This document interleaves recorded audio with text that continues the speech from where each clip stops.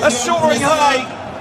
If it stays like this, then they will be joining another North African team in Morocco in the 2026 FIFA World Cup next year. Who is there to just slot the ball in, fire it in past the goalkeeper Owado. And an easy finish there for the substitute. Ball comes back across, it's been cleared in front of the goalkeeper, forcing the defenders to hit it. Tunisia.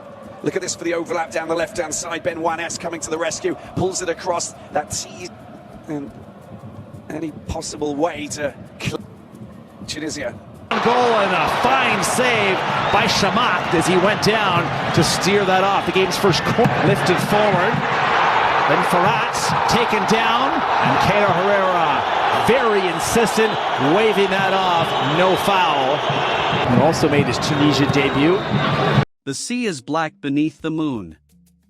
Far beyond the horizon, a fleet of ships cuts through the Mediterranean. Their sails glow silver beneath the stars.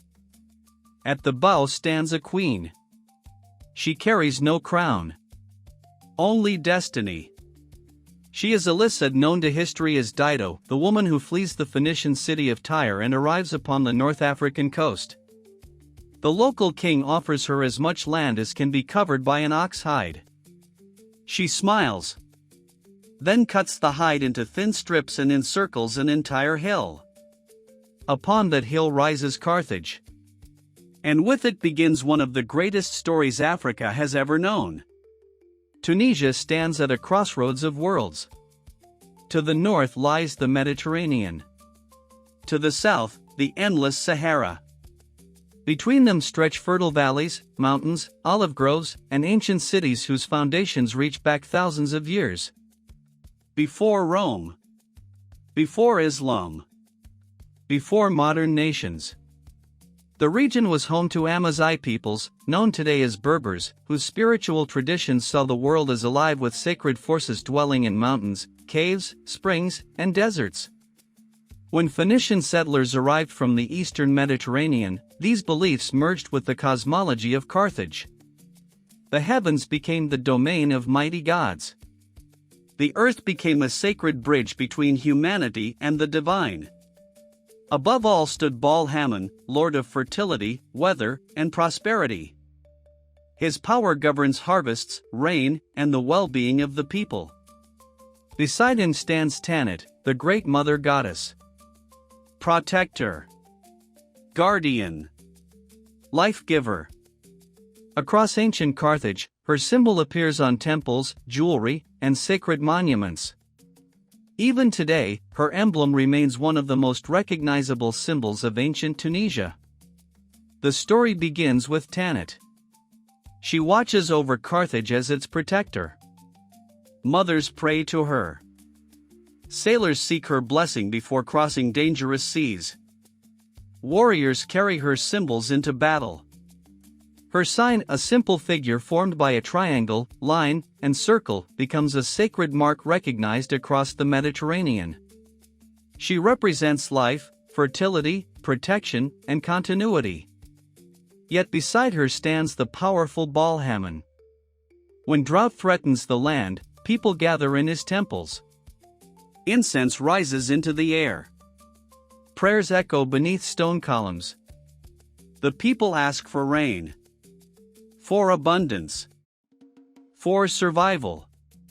His presence is linked to the ram, an animal symbolizing strength, leadership, and endurance. Then comes the story of Queen Dido. Though remembered by historians, she occupies a near-mythic place in Tunisian memory. She arrives as an exile. A refugee. A woman carrying nothing but courage and intelligence. Through wisdom rather than force, she establishes Carthage. Her story becomes a lesson passed through generations. A nation can be built not only by warriors, but by vision. Not only by power, but by resilience. The gods of Carthage no longer receive offerings in grand temples. Yet their echoes remain. Across Tunisia, ancient symbols survive in art, jewelry, architecture, and folk traditions. The hand of Fatima, widely known throughout North Africa, often appears alongside motifs scholars trace to much older protective traditions. In Amazigh communities, geometric symbols continue to carry meanings connected to protection, identity, and ancestral memory. Throughout the Sahara, stories of spirits, sacred places, and invisible guardians remain part of oral tradition.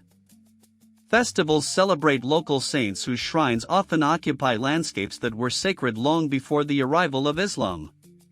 Tunisia's spiritual identity becomes a tapestry woven from many threads. Amazigh heritage, Punic memory, Roman influence, Islamic civilization, Mediterranean exchange. The ancient world never fully disappears. It simply learns new languages. Today, Tunisia's national team, Tunisia national football team, carries the nickname the Eagles of Carthage. The choice is no accident. The eagle is a creature of vision, a watcher of horizons, a ruler of the skies.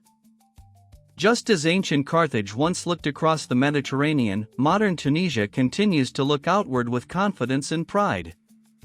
The red worn by Tunisian players recalls courage and sacrifice.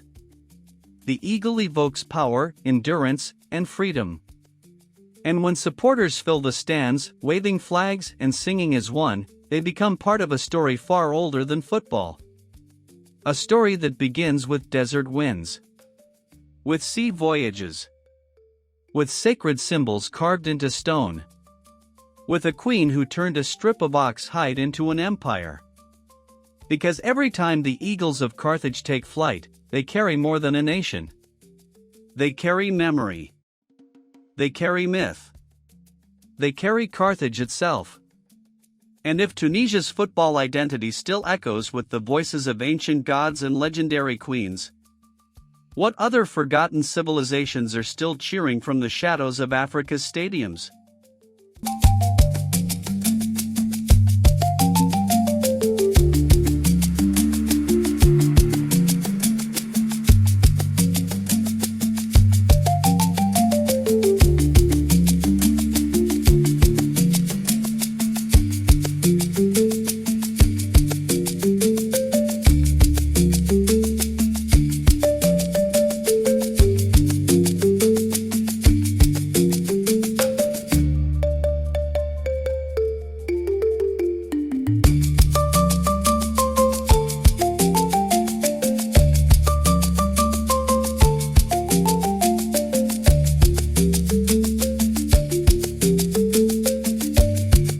The Eagles of Carthage are soaring high.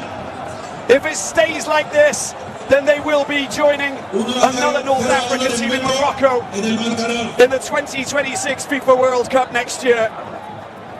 Who is there to just slot the ball in, fire it in past the goalkeeper Owado. And an easy finish there for the substitute.